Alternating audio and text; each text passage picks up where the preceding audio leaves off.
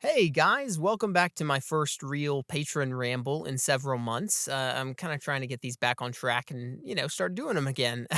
I think the real reason that I trailed off with them is that it's so hard to do content when it's only like three people that are watching it, and so right now, I'm trying to kind of grow the Patreon community and the Patreon base so that when I am making content, more people are actually around to watch it. But I also am trying to just make it a little bit more convenient for myself so that I can get it out, even when there are only a few people watching it at a time, before it really grows. So the main reason that I didn't get it out a ton previously was that I had to record myself on video. And right now I'm doing audio, which is a lot more convenient. I'm not in a place where I can do video right now, just this week.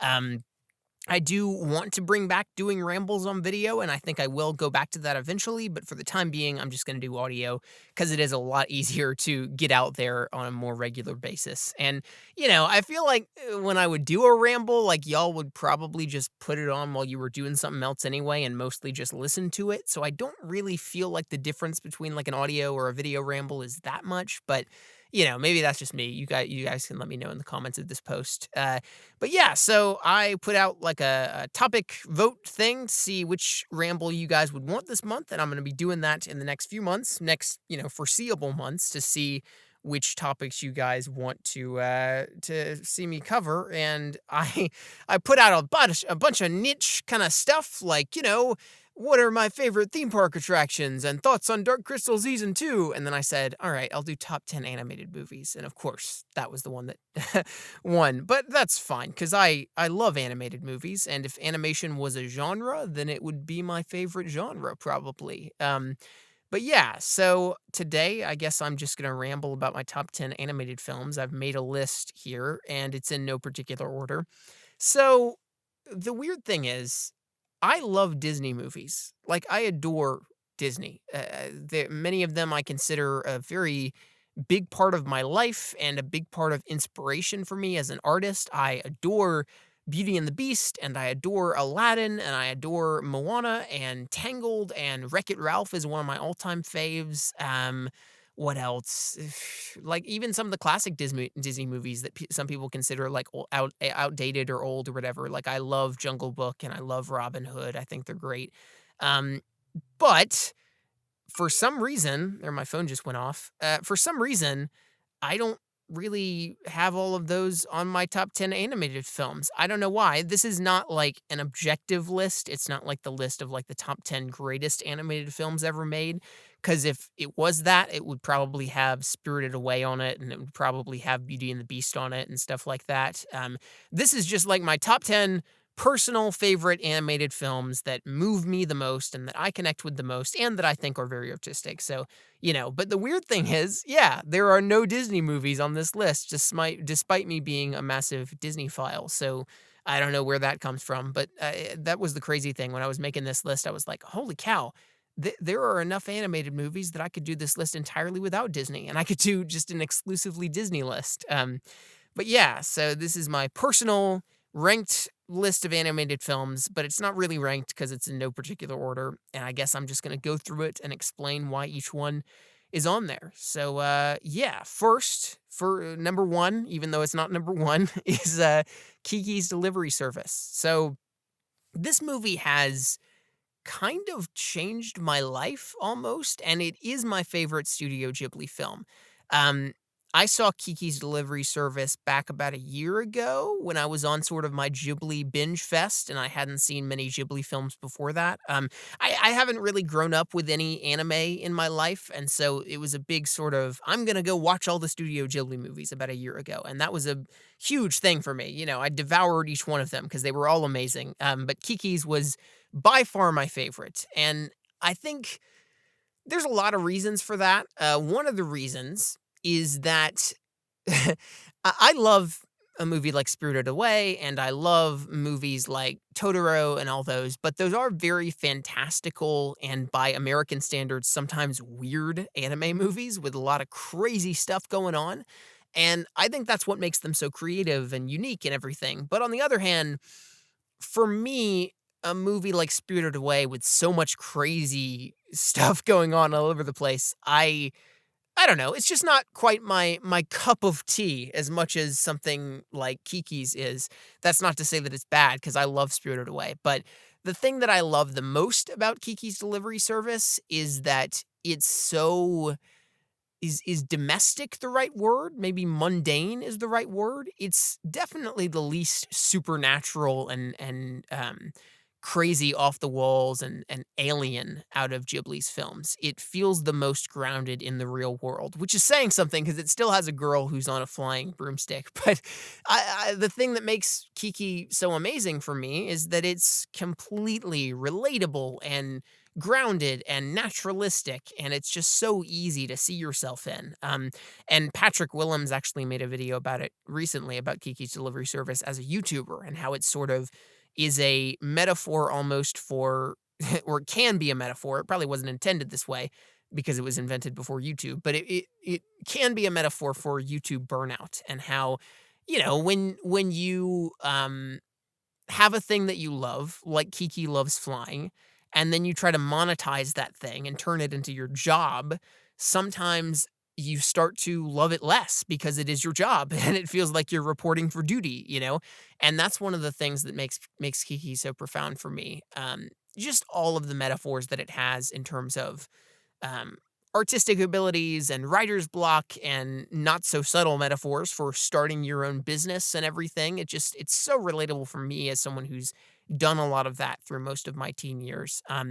And in a weird way, I think in the past year or so, the movie may have become my favorite movie ever, which is why it's number one on this list, or why it's the first one that I've mentioned, because I don't know, I love Walter Mitty, and I love, Back to the Future, but this movie, there's something so relatable about it to me, as a person and as an artist, and the animation really reflects that as well. It's so it's grounded in reality just in the premise, but also through the animation. There are so many little tiny touches that make it so easy to broadcast yourself into, from Kiki pinning her shirt sleeves up when she's going to use the oven, to the way she kicks off the rooftops when she's on her broomstick, to the way she's like unstable on her broomstick and everything. It's just everything about the movement feels so naturalistic, and that's one of the things that makes me love it so much. So yeah, that's Kiki's Delivery Service. So let's see what's next. All right, next up on the list is a movie that I have made a video about. It's Kung Fu Panda 2. So I love the Kung Fu Panda trilogy, and maybe I'll spend a little bit less time on this because I've done a whole massive video about it. But yeah, Kung Fu Panda is a very profound trilogy for me because I think it really captures the idea of mundane miracles and how some things can be miraculous if you allow them to be that way. But also just on a technical level, the animation is beautiful. It embraces the sort of cartoony side while also being realistic. And it also has a lot of variance. You get these 2D dream sequences and hand drawn stuff like that, which is awesome. Lots of memorable characters and an awesome world. And the sequel is my favorite of the three. Kung Fu Panda 2, I think, is the best one because it really is, to use a cliche term, it's the Empire Strikes Back of the series because it really does go darker than the first movie and go deeper into post-psyche, and I think it does everything that a great sequel should do. Plus, it's got an awesome villain in Gary Oldman, so that's one of the reasons that I love it. This has been on and off my top 10 favorite movies of all time for many years at this point, so I love Kung Fu Panda 2. Next up on the list is The Incredibles, and if I was to have a Disney movie on my list, I guess this would be the closest one because it is Pixar. But yeah, The Incredibles, you've seen it and you love. There are a lot of animated movies that I think you watch as a kid that you go back and revisit when you're an adult and you go, oh, well, that was a lot more childish than I remembered it being. But The Incredibles is not one of those movies. It is truly one that every time I revisit it, I go, wow, I cannot believe they put that in a kid's movie. It is so mature and so adult without being like, intentionally dark or grim. Like a kid can watch it, and that's what's amazing about it. Brad Bird is really a master of, making stories that are fundamentally family movies. A kid can enjoy them and an adult can enjoy them, and neither one has to really turn off their brain to do so.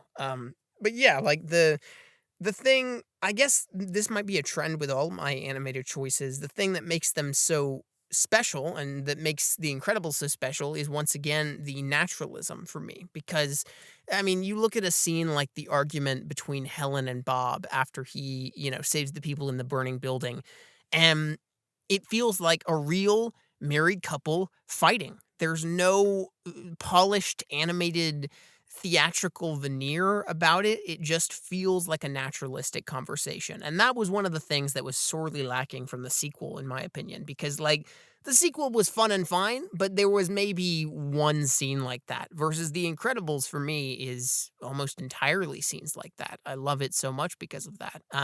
As well as, apart from the naturalistic stuff, it's got freaking amazing action and one of the best scores in an animated movie ever, and it's really, top 5 all-time superhero movies at all for me. So, yeah, I love The Incredibles.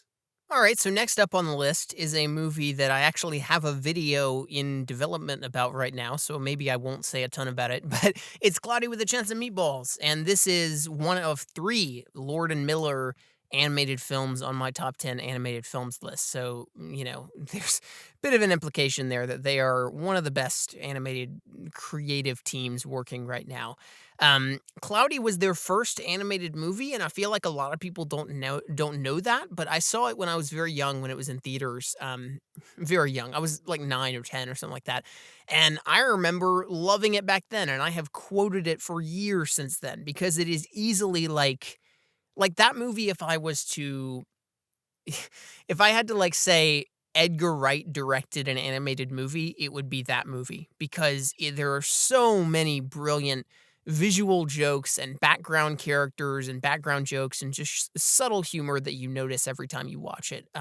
But it also has a very emotional core. The movie is super absurdist and crazy and off the walls and hilarious, but the emotional core keeps it grounded, and that's one of the things that I love about it so much. And this is another movie that has been just one of my favorite all-time movies for a very long time, because I relate to the main characters a lot, and it's really great. So yeah, that's Cloudy. Um, Speaking of Lord and Miller, I bet you saw this coming a mile away. Next up is Spider-Man Into the Spider-Verse. So, it's amazing. I made a video about it. It is maybe the best Western animated film ever made. I think in terms of animation, it probably is the best Western animated film ever made. In terms of the screenplay, I think there are better ones out there. But and in terms of Lord and Miller's screenplay, I think Cloudy might be a better screenplay from them than Spider-Verse. But just in terms of the pure animation alone, Spider-Verse is easily maybe the best American animated film ever. So, yeah, I love it. You love it. Everyone loves it. It's great for a reason, and it's also maybe the best Spider-Man movie ever made. So there's that. All right, so shifting gears quite a bit, the next choice is Prince of Egypt, which I have also said long for a while is one of the best Western animated films ever made. I love this movie. It is really, for me, the best case for the idea that Bible stories should be animated because the movie really, really benefits from the animation in that regard. They're able to do things with the abstraction a lot. There's a whole sequence that's set in like a tapestry, which I think is so cool. And it just adds this surprisingly layer of relatability to the story that I feel like live action would not convey. Also, just aside from the animation, the music is incredible. I found out recently that they're doing a Broadway rendition or a London West End rendition of Prince of Egypt, and I could not be happier about that because I listen to these songs like all the time. They're so cool. And the visuals are just incredible as well. So yeah, Prince of Egypt is really great. Next up, this is love it so much. One of my all-time faves. I'm saying that about all of these, but like this is my list of top 10 favorite animated films. So what do you expect? It's How to Train Your Dragon. I love it. It is another DreamWorks movie. That is crazy that I have more DreamWorks movies on this list than Disney ones. Cause like DreamWorks I mean, if you asked me to rank the companies, I'd rank Disney above DreamWorks every day of the week, but yet I feel like, for me at least, DreamWorks at their best is better than Disney at their best. I don't know, maybe just in terms of personal connection for me. Just the stories that they have told, I have loved so much, and I feel like they have a little bit more darkness to them, which I enjoy. So, yeah, How to Train Your Dragon is an amazing movie. You've seen it. I love it. The score is the best part. It's so good. The characters are relatable. It's a very quintessential hero's journey movie, and it builds a world really well and convincingly and creates a great cast of characters. But it is also, anchored in a very strong father son emotional core, which I love. So, yeah, How to Train Your Dragon is awesome, and it is the best one in the trilogy, the first movie. So, yeah. All right, we're jumping back to anime here. So you may have seen this coming, or you may not have. Your Name is on this list as well. Your Name is maybe, I don't know if I would put that or Kiki as my favorite anime film. I guess if Kiki is my favorite movie, then it's also my favorite anime film. But Your Name is amazing, and the animation is easily some of the best on this list. It is gorgeous, it is hyper real and photorealistic, but also somehow cartoonified. Like it embraces this amazing medium between things that look the landscapes and the cityscapes and the objects and scenery all look so photorealistic, but then the characters are very exaggerated, which I love. And also the story is awesome. I have seen it criticized for being a little bit shallow and simplistic, which it is a little bit, and there is some suspension of disbelief to buy some of the more sci-fi premise kind of stuff. But for me, the emotional core is there, and that's what makes it work. And so once you really are like when you're on that mountaintop with them meeting each other for the first time in the flesh and the music is playing from Rad Wimps and everything, all of the plot holes and the logistics of the story fall away and you go, "Ugh, my heart." Like it is easily one of the most heart-wrenching movies, animated movies especially, that I've ever watched, and it really captures this sense of melancholic, heartbreaking longing that few movies manage to capture and feels very grounded in teenhood. So, yeah, I think it's a gorgeous movie to look at, even with the sound off, but it is also a very compelling story, even if it's simplistic at times. So that's why I love Your Name. And up next, so we're jumping from Japan to Britain, is Arthur Christmas. Now, this is easily maybe the most unexpected choice for a lot of people, I would assume. I love Arthur Christmas. I've made a video about it, and that's crazy actually. I've made how many of these have I made a video about? I've made a video about Kung Fu Panda, about Spider-Verse, about Arthur Christmas, and I will be making a video about Cloudy. So that's nice. Okay, cool. So that's 1, 2, 3, 4 movies. Sweet. Anyway, so Arthur Christmas is my favorite Christmas movie. It's not the best Christmas movie, but it is my favorite because, and I'm coming back to my naturalism point, it is this crazy Santa Claus world, but it feels like this extremely intimate, personal, realistic, natural family dynamic. And how a family like this would really function or dysfunction if it existed. If you don't know the story, it's basically Santa Claus is a mantle that has been passed from father to son from generation to generation over hundreds of years, and Arthur is the main character. He's sort of Santa Claus's misfit youngest son who is like hugely keen on the Christmas spirit, but very clumsy and awkward. And his older brother Steve is the one who's up next for the mantle of Santa. But they've essentially missed one kid. I'm recapping the whole story, but they've missed one kid, didn't get their present for the year. And so Arthur and his grandpa, Grand Santa, who still likes doing things the old-fashioned way, go to deliver the gift for the one last kid in 24 hours before the sun comes up on Christmas morning. Um, there's a lot more to it than that, but it's got a really good time ticking element where, I just said it, the whole story is centered on we have to get this done before the sun comes up. And I feel like a lot of stories amble on, especially when they're only focused on visuals or something.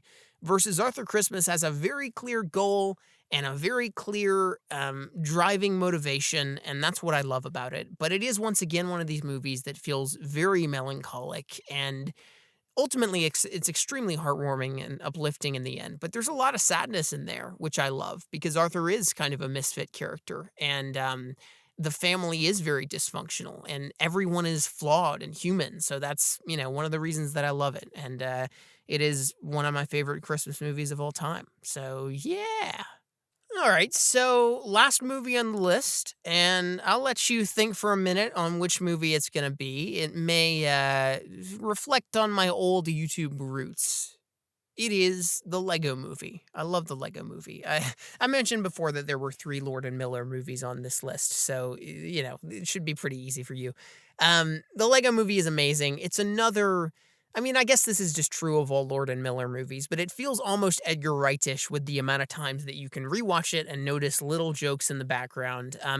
It's easily one of the most unique animated movies on this list because it has a live action sequence toward the end, and all of the Lego pieces and, the characters were made to look like they could have been stop motion animated, which I love. I mean, you can see, like, pieces of dust on them and scratches on them, and it really does feel like something that I mean, I still meet people to this day who go, "That was stop motion animated, right?" And I'm like, "No, it was CGI animated," which is incredible because it is so photorealistic. And in retrospect, like, it's crazy because that technology has improved even more since then. I mean, it looks even better in, Lego Batman movie and all that kinda stuff.